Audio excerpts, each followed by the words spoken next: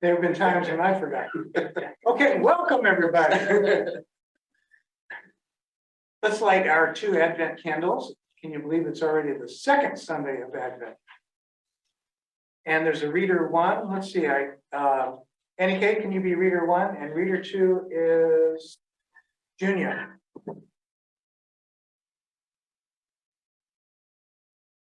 On the first Sunday of Advent, we celebrated the gift of hope in Christ.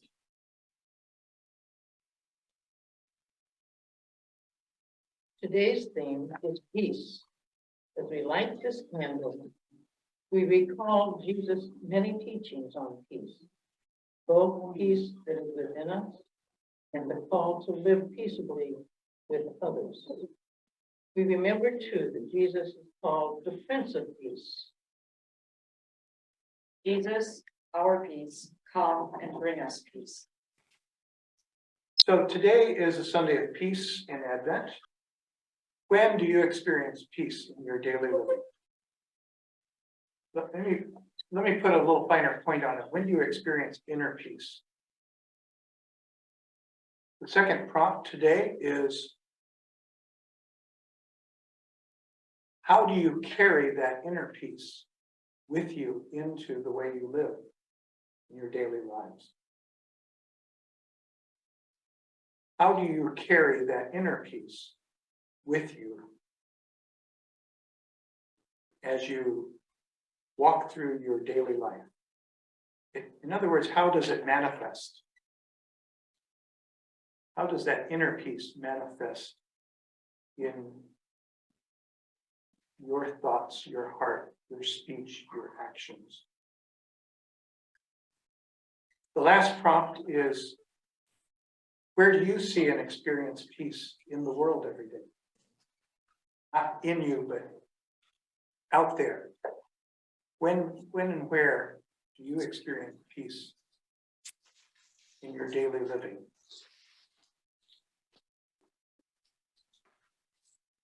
Sort of in the world, in other etc.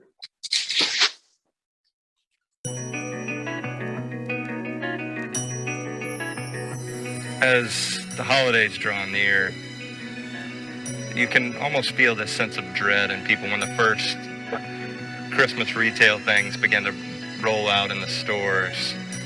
It's as if this internal metronome within us that kind of dictates the pace of life and the way we talk and the pace that we walk starts to turn up, that we feel like there are all these things to get done and parties to be planned and food to be prepared, and we become busier at the time that we should become slower, that we should stop more often to see what God's doing in the world, to recognize that God's given us people around us that we love and that love us, and that we have an opportunity to share and to celebrate with them. And the greatest enemy to that taking place is this internal pace that drives us, that pushes us forward. And so I'm asking you in these holy days to stop, to end the busyness, and just to be present, to see the people that God's put right before your eyes, the needs that God has put right before your eyes, and to act on those. As you feel this internal pace within you getting faster and faster, your list of things to do gets longer, your anxiety for things undone continues to grow. I pray that you could slow things down, that you could stop and remember what it is we're celebrating, and consider how Christ would have us celebrate his birth. One thing I'm sure of is that it would not be filled with stress and anxiety, but instead would be filled with this sense of peace. That's what was declared, that one was coming that would bring peace to the earth. And yet, in the celebration of his birth, we experience too often anything but peace. And if we dial things back a bit and begin to truly celebrate in our hearts, that's going to flow over into a true kind of gift giving, a true kind of sharing of our lives, our stories, and all of who we are. That would be worthy of the kind of celebration that the birth of Christ deserves. there truth in that? What truth is there for you? Or where's your place of struggle, affirmation with what that person said? People at home, feel free to jump in, unmute yourselves and jump in. Well, I think one of the challenges is being at peace when there's so much more darkness. It's that time of the year when it's dark a lot. It's Yep. always easier to be joyful with the sun out. Yeah. But I think it's a wonderful message. It really is a great way to describe the challenges of the holiday season. Other reflections? Is this a peaceful time of the year or stressful time? Both. Isn't statistically that more illness occurs during these holiday seasons because of that? I don't know, Caroline, I don't know about this and that, but I think it statistically. Well, but I think because of expectations, especially people who don't have a lot of close relationships, the expectations, it's supposed to be a wonderful time of year, you're supposed to be there with all your family and friends, all the people that love you. And if you're not in that kind of situation, it just brings everything to the foreground of where, the particular situation. So how do you put your head in a different place? I think that's the challenge that we were talking about it. I was thinking myself, how do I get myself? I think there's so many demands on me. How do I get myself to there without feeling badly about letting people down by not having the gifts, not having dinners, these wonderful dinners prepared, by not going to the parties that I think been invited to, by not doing. I mean, to me, Thanksgiving is the perfect holiday because there are food demands. As we come together as a family and we prepare a meal and we eat a meal and we enjoy one another. And that to me is perfect. How can I do that at Christmas? I don't know. It seems like as he says, everything gets ramped up, and how do you, that's a challenge, I think. How do we turn away from that?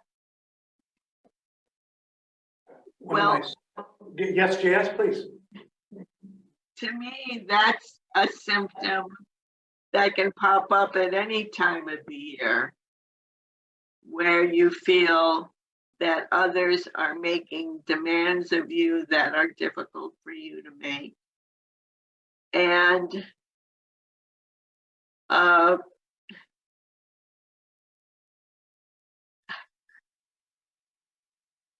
I think it just gets amped up at this time of year as Christians because we've sort of lost sight of what Christ's birth it was intended to mean. But we can get stressed out at any time of the year. Certainly post-COVID, there seems to be a reason for people to feel more stressed out. And in a sense, I think it's unfair to label Christmas as a stressful time of the year when it's our internal response to what goes on around us all throughout the year that needs to be looked at rather than just observing Christ's birth.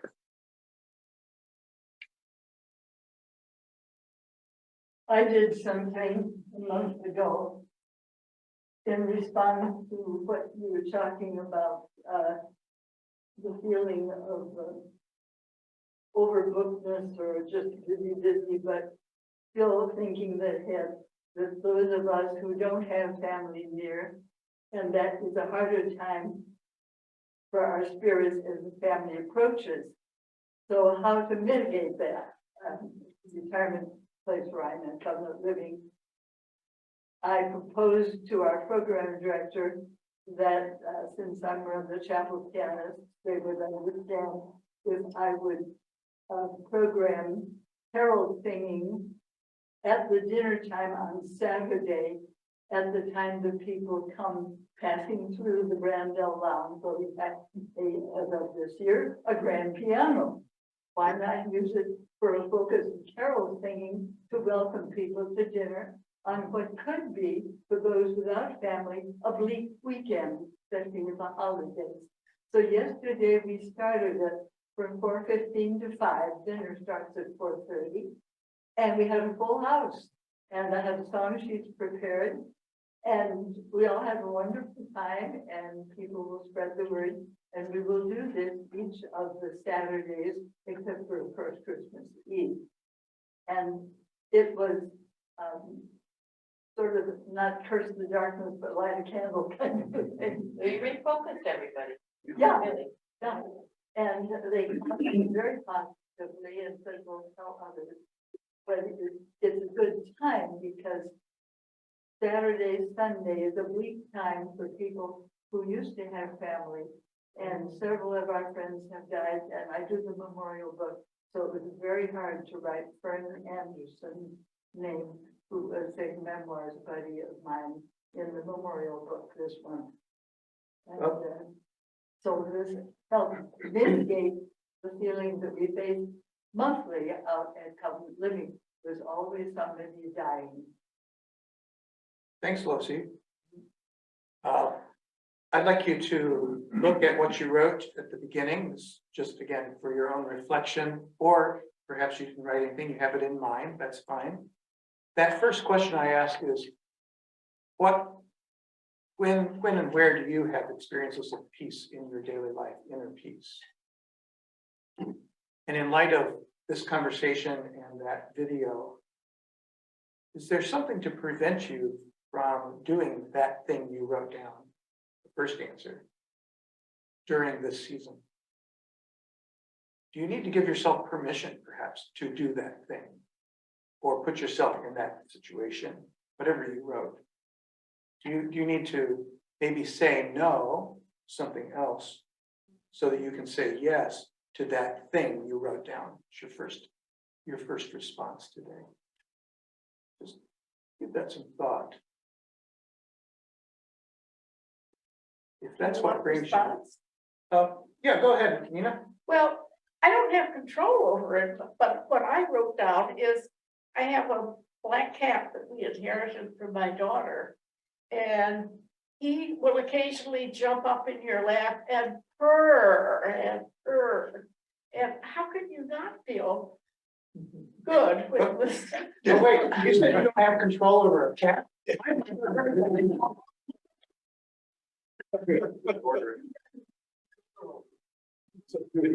just like, So sometimes things come to us, these blessings and moments of connect.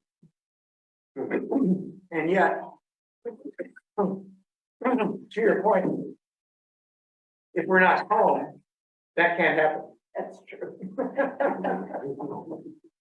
Or if we don't pause to appreciate it when it does happen. I mean, it might happen and our mind is, but to say, oh, he has come to me. This is really nice. So it's not just something that happens, but it's also our awareness and appreciation of the thing that happened. Is there anything to keep you from experiencing during the month of December what you wrote down there that gives you peace? Is it more challenging perhaps in the month of December to practice that or allow it to happen? I think that one of the things that I found is that, for instance, so, if we go down to the symphony and I'm driving and I'm pushing to get down there in time, the traffic is terrible, da, da, da, da, da. And I get down there and sit there and start to listen to the music. It all goes away. So I think if you can just see that stress as a time limited kind of thing and look and think about, then really get into the event that really gives you joy, that helps, I think, reduce it, the pressure. So sometimes compartmentalizing. Right. Like, okay, I know all that other stuff is out there, but today, right now, or this very moment, I'm gonna do this. I'm gonna revel in this experience. It's a great point. I learned one thing in seminary, maybe this is the most important thing, and it was from my polity teacher. That's governance, it's for church government. She said, the most important thing to learn in ministry is how to say no without feeling guilty. Mhm. Oh, boy. And I have passed that, and as JS said, this isn't just December advice, this might be year-round advice. Right? Yeah, that's not. Learn to say no without feeling guilty. She says, this will save you in ministry, but it may save us in life. Mhm.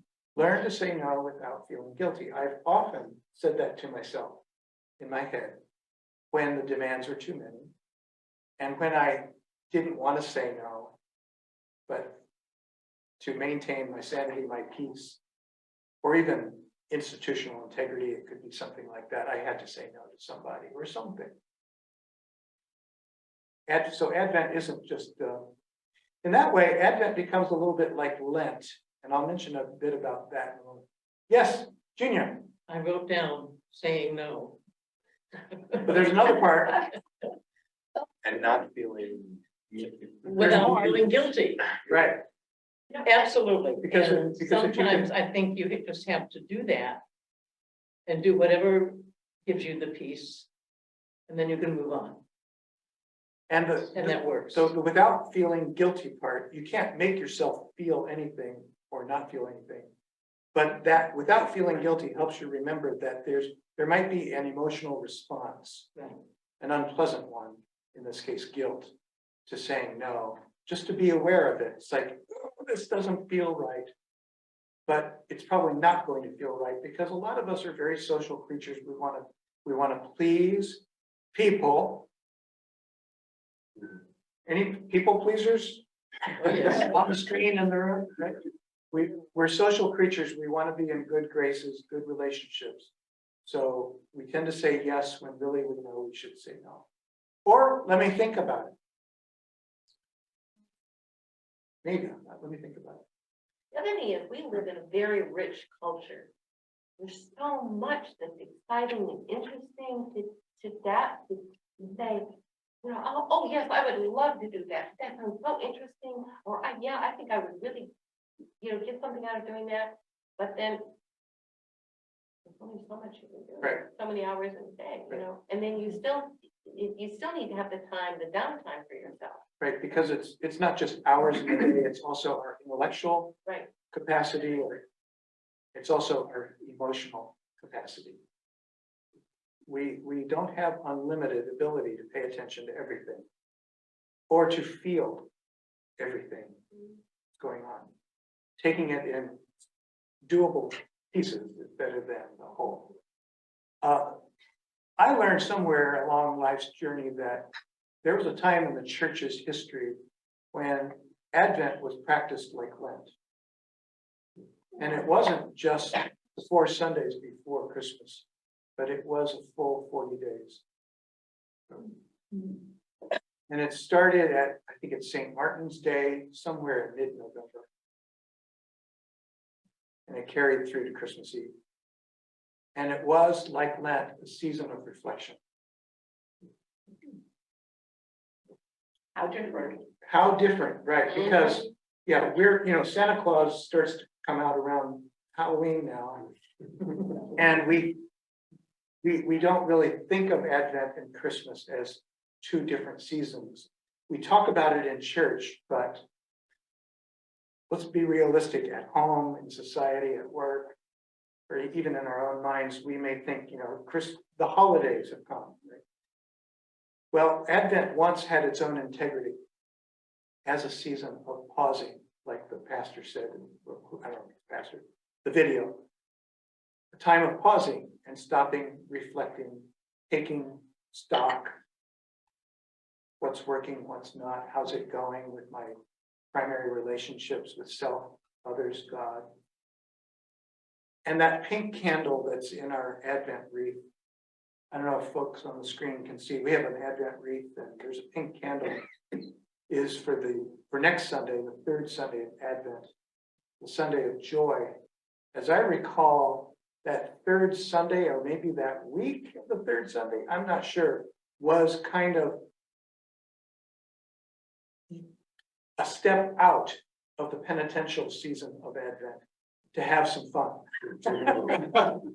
So it's kept visually in the third Sunday of Advent week as a pink candle, Sunday of joy.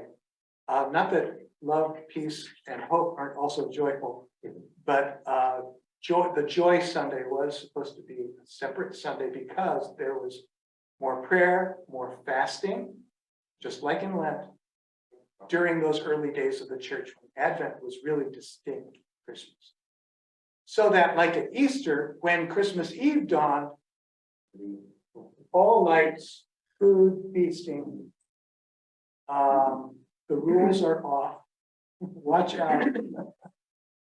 So I share that with you because maybe it renews our appreciation for Lent as a distinct season with a distinct feel.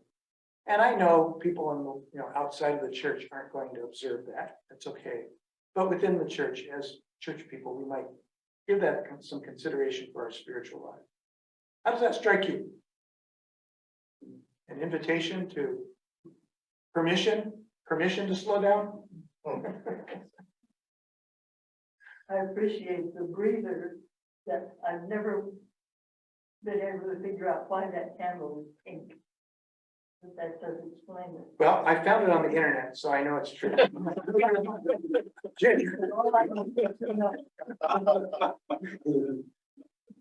No, actually, I found it. I remember it's in the book. No, move on. So I'd like now to just spend some time looking at some of the quotes that are in our Advent calendar at Winnetka Congregational Church this year. For those in the room, there's a piece of paper handout, and I'm going to put them on screen. Yeah, do you want to go ahead and practice getting there? Yeah. Here? No, it's the one that cleverly says Advent calendar. Oh, how would I know? Yeah. There you go. Round of applause for Greg, our tech today.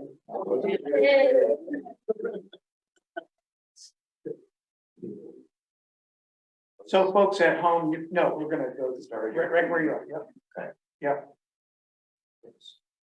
Can I just say one last thing about what Jeffrey just said?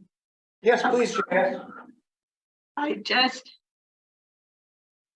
There is so much in church history about us needing to spend 40 days or some period of time being morose. And for me, that's twisted. That there times of inner contemplation and consideration don't always have to revolve around suffering, hardship, then, and all of those downer types of attributes.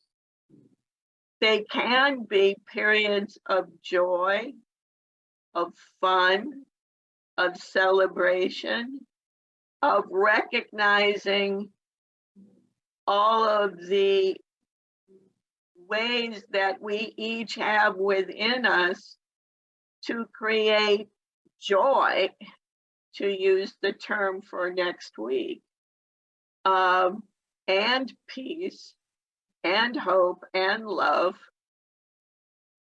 And I don't understand why we devote 40 days to being focused on hardship and without having 40 days focused on love and joy and togetherness. Anyway, sorry, I'll get off my ranting. Thank you, JS. Yeah, I don't think introspection and pausing and reflection is necessarily morose. but an opportunity to look within, grow, and sometimes face the hard stuff. Yes, because our culture does not encourage dealing with the complexities of life as much as it could. And the church throughout the year, I mean, should be a place where we deal with life as it is, which is both joyful, pleasant, wonderful, full of blessings, love, and peace, but also crappy sometimes, and occasions of grief and suffering. Suffering is a part of it. I think spiritual disciplines don't need to avoid either of those, but rather appreciate the complexity of the human personality and life for what they are. Opportunities for God's presence to be there. Perhaps I appreciate your point of view, JS. At Lent, perhaps that'll be a good time to have some more conversation about that. Yes, Carol? Well, I've been doing some reading, and my understanding is people who meditate on a regular basis, like on a daily basis, do exactly that, but they also experience a much closer relationship with God, really understand God, and experience a lot of joy in doing so. Yeah. And that's not something that is part of our tradition, but maybe it should be part of our tradition. Yeah, my own studies of spirituality in the last 5 years, which are not just Christian spiritualities, but in all the faith and wisdom traditions, each faith and wisdom tradition, religious tradition, encourages facing the hard stuff on the spiritual path. So we read a book by Thich Nhat Hanh, the late Vietnamese Buddhist monk, called No Mud, No Lotus. You know what? No mud, No lotus. lotus. His perspective is you don't get to the lotus without the mud. And Jeff's sermon today, the pastors always put a little sermon summary in our planning document so the other pastors know how to support that theme. In one of Jeff's comments about his sermon today, which may actually be in the sermon, is oh, it was so clever. Well, don't split it. It's a perfect sales job now. Yeah, right. Aiming at- No, it's not bad. I can't think of the exact phrase, so I'll say it. The only way through something is to go through it. Face it, not around it, not under it, not over it, not turning away from it and running the other way. I think it's a Winston Churchill. Probably. It's just 4 words. Anyway. So a deep spirituality gives you permission to accept life as it is. So the first rule of Buddhism is suffering is real. And yet, Well, suffering may be real, but it may be, there's still different attitudes and approaches one can take to facing suffering that I think are missing in the conversations we have. Mud is glorious.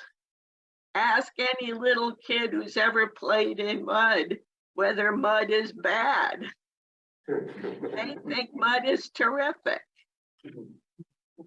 and I think ultimately in my studies of spirituality the last 5 years, that is the answer, is that you don't need to be afraid of that stuff. It's just stuff. It's life. And you can invite it as a partner in your life. You can incorporate it in your life rather than pretending it's not there, doing all you can to minimize its reality, its impact on your life. But in fact, it can be used as a means to that which is beyond it. So thank you, JS. I would like us to look at these quotes today about peace. Can I just add one quote? Please, Andrew. There's a Sufi saying that I like that I'm sure some people find sad, but it actually, I think, is speaking to what you're talking about. And it goes something like this. I'm paraphrasing it, that your heart gets broken over and over again in life until it stays wide open. And I really like that because it just shows that, yeah, pain is out there, but your heart gets opened because of it. And that's how you live. There it is. Beautiful. Yeah, it's in all the I love that. I love that, that saying.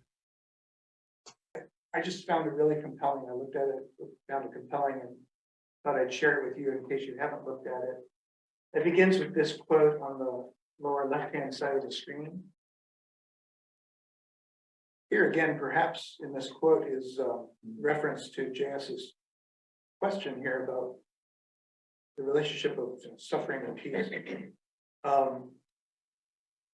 That God's peace is perhaps found most or experienced most powerfully in the midst of trouble.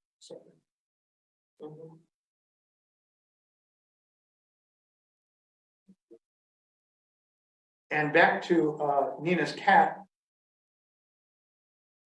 it's a gift. You cannot earn it, or it ceases to be a gift. On the right-hand side of that screen, Lucy, if you said it was a little too dark, would increasing the lights help a little bit? Should you? No. But I don't. I simply said that to read on the screen is, for some of us, the print is too small. Okay, I am increasing the font. So this was the introduction. Okay, good. This is the introduction.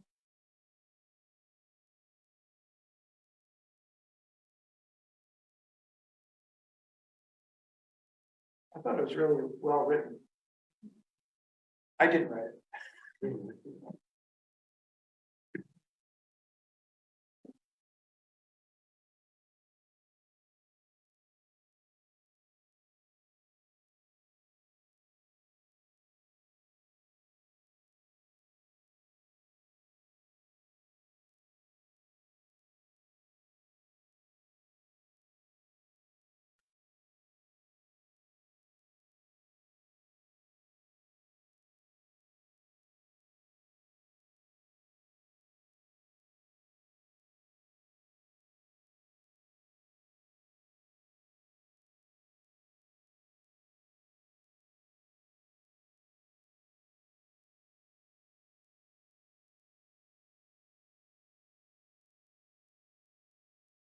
Is there anything in this introduction to the Advent calendar that is speaking to you, or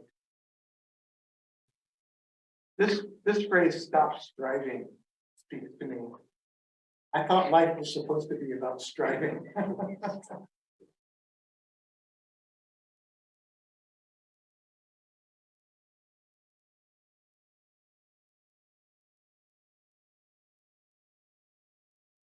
I found it interesting that the church this year took peace as its entire theme for the season of Advent.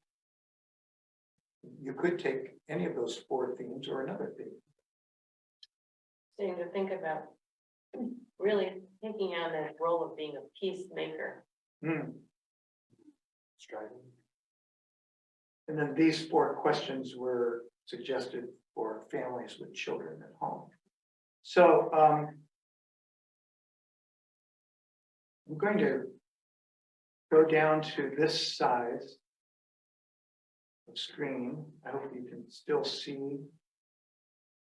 And let's just take 3 quotes at a time here. The idea was to start on December 1st and go through December 25th, which is interesting because Advent actually started on November 27th. But who's counting?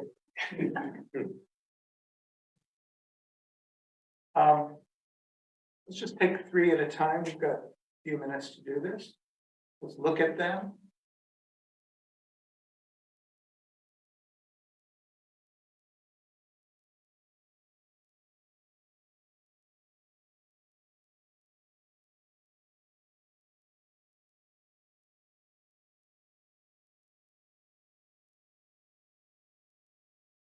I've told you all this so that trusting me, you will be unshakable and assured, deeply at peace.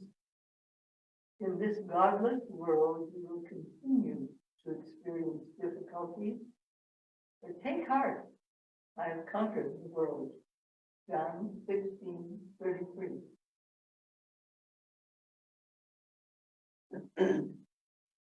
I like the phrasing in the Bible, the earlier version, but be of good cheer, for I have overcome the world. That rings a bell for me. Yeah, it sounds very Christmassy. Really, speaking of bringing about cheer. And this is also an affirmation of the troubled world and the difficulties, but nonetheless, as the tattooed Lutheran pastor last week said, you know, the basic Christian confession is the darkness cannot overcome the light. And number 2, and somebody at home want to jump in and read, please do. I can't see you. Just unmute yourself and read. Or would someone in the room like to read? How many times have you noticed that it's the little quiet moments in the midst of life that seem to give the rest extra special meaning? Saint Fred Rogers. Carl Schmidt is a big fan of Mr. Rogers. Just ask him someday. And number 3. When despair for the world grows in me, I go and lie down where the wood drake rests in his beauty on the water and the great heron feeds. I come into the peace of wild things, Wendell Berry. That's one of Wendell Berry's best known phrases, the peace of wild things. Day 4. I'll do that. The rivers know this. There is no hurry. We shall get there someday. It's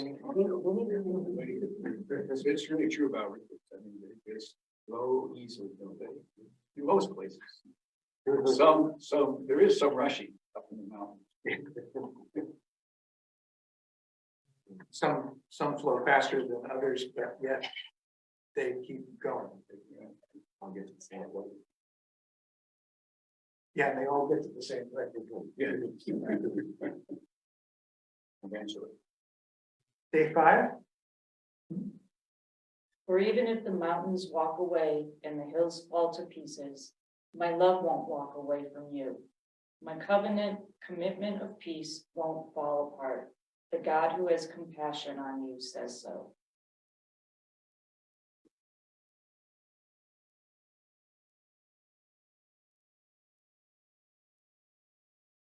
And day 6. I give myself a moment. I take a breath, and then I tell myself it's all right. I feel the ground beneath my feet and steady myself. I start to notice the here and the now. My thoughts begin to settle. My mind begins to clear. I'm at peace.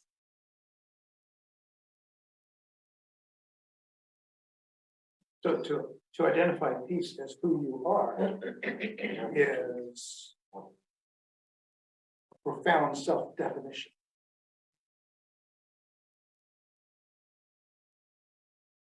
So coming up next week, we have these quotes. Anybody at home want to read one?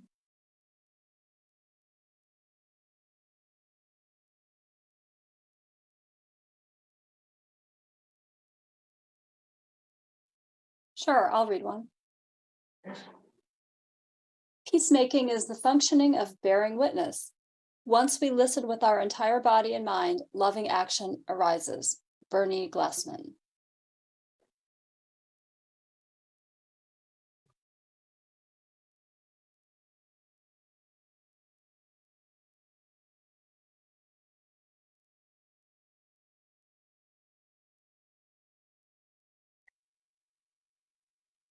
that quote reminds me of also my training in spiritual companionship. When we sit with clients, we're encouraged to listen, not with our mind, certainly not only with our ears, and not only with our mind, but with our heart and our full selves. And not the kind of listening that says, okay, when she's done talking, I have to say something. What am I going to say? But the kind of listening that just is appreciative. The fullness of that divine human being sitting with you. And the divine connection between the two. That's such a difference you just pointed out. If you're in a group, think of the difference to when you are listening to someone talk with an attitude of, I hope they finish because I want my turn, or I want to say something, as compared with listening to what they say without presupposition. So you react to what they're saying and so continue the flow. So Whole different kind of attitude. Vince and I are in the car from 7 to 8 a.m. every day, every Sunday, coming to Winnetka. And we listen to NPR's Hidden Brain with Shankar Vedantam. And today, he always has a psychologist of some kind, a researcher. Today's psychologists focus on the importance of understanding and being understood. And he also made that point that real listening is not just pretending to listen because you're supposed to, but it's really seeking to understand. As St. Francis said, it's seeking to understand rather than being understood. He didn't say the St. Francis part. Where are we? Day 8? Are we back to Mr. Rogers? Yeah.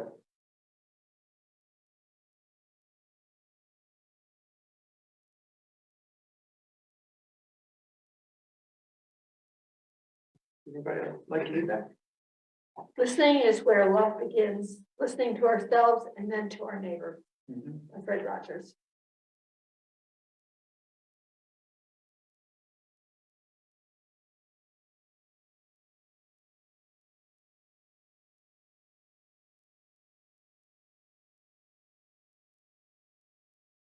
And from John O'Donoghue, Irish poet. As water takes whatever shape it's in, so free may you be about who you become. May your prayer of listening deepen enough to hear in the depths the laughter of God. Wow. Interesting, those three are all about listening. Connection between listening and peace. Who's peace at that point? When you really listen carefully to another human being, who's at peace? You are. Who's the you? You're the listener. The listener. What about the speaker too? You know, I'm saying it's helpful to the speaker, because Yep. they're able to communicate with them. Could it be both? Could be. Thank you. Could it be both? As you said before, to listen with your whole being, the speaker knows that they're being listened to. It's a really good. The connection should be The increased to connection both. is there, right? When you're listening to someone deeply, and I need help with this, and we all do. Yes. You are receiving the fullness of that person without judgment. Which allows you to appreciate some aspects of that human being that maybe you didn't appreciate before. It takes a lot of discipline though, not to judge. Oh, Lord. Sure does. And when you're listening that way, you are releasing yourself from your own words and your self-involvement. You're giving yourself almost an automatic vacation from that kind of pressure. Wow. Lois, Eve, so beautiful. Yeah, you're giving yourself permission to not have those biases, agendas. How freeing to listen. The weight's off the shoulder, it's peace. And you're allowing that other person, this is something in this morning's hidden brain program, you're allowing that other person to move more freely in the world because somebody understands. I can be me because at least one person understands what I'm all about. And to be able to move freely in the world is peace. We'll do these last, do we have time? Let's see. Let's do these last 4 more quickly, and I have one more brief video to share with you. Jonathan Martinson. Feelings are much like waves. We can't stop them from coming, but we can choose which one to surf.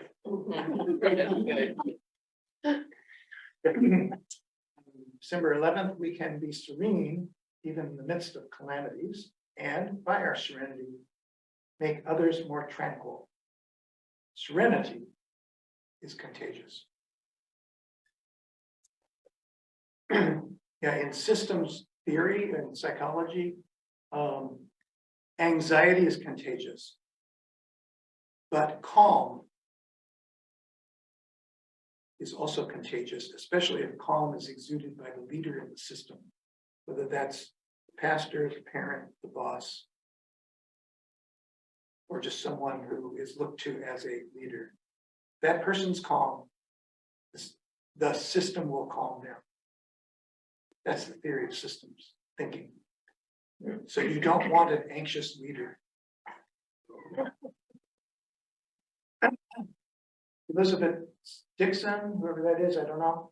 I am like a deep, still mountain lake. The surface is a mirror that reflects the sky above.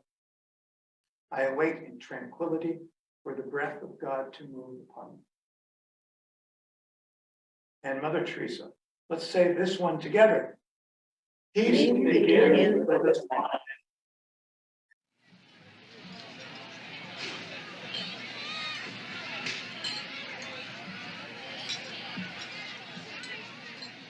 When peace like a river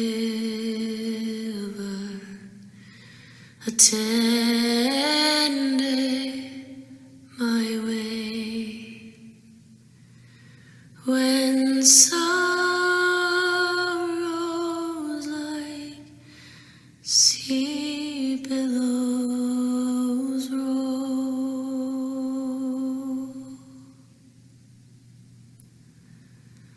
whatever, my Lord, thou hast taught me to say, it is well, it is well with my soul.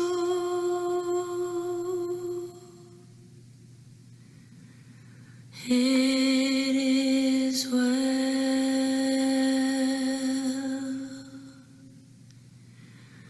with my soul.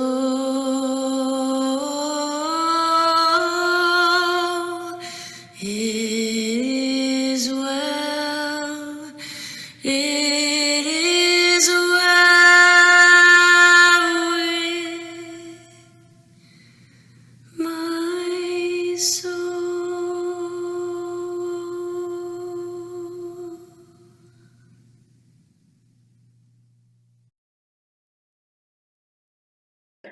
I remember the phrase, the only way to is through.